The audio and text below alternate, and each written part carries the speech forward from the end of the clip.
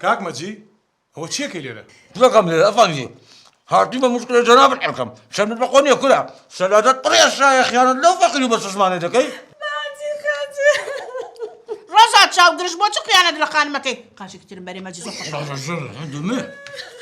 قاشش تو قاشش أوي وهاتونا مشكلة خلق حلقة هاتونا سلاجة بمشكلة وركتم خو مزانم بوح لكم بردي برا وس كل بصري ولا ولا هذا خيانة كثير عمال قوم ولا يمكن كثير دايشة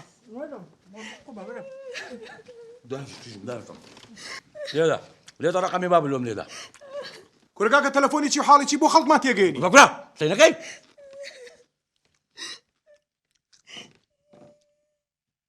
ماتا يا خيارك ولك يا هل بجيرة بدلي خو عليا بجيرم ورا بو تماتا بو خيار بو باينجان بو كولكا تو هل بجيرة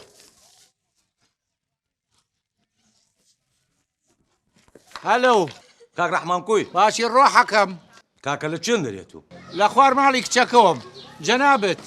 كاكا عمل مزيد زيراني خانمي تشيجت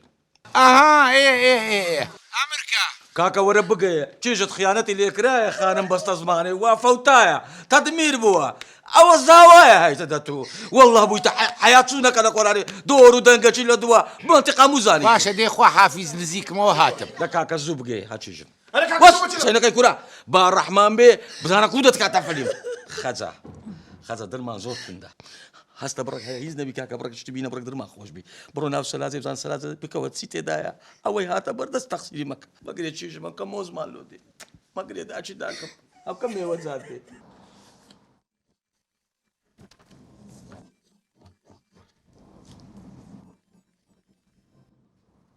بەڵێ جان كاك نقيب شكون باشي بژی کاکە گیان سلامت بی تيالي نام ناسي وەڵی سەوتەکەت غەریب نییە کاکە گیان ئەمریکا فەرموو فرشور نازاني كورا من رحمان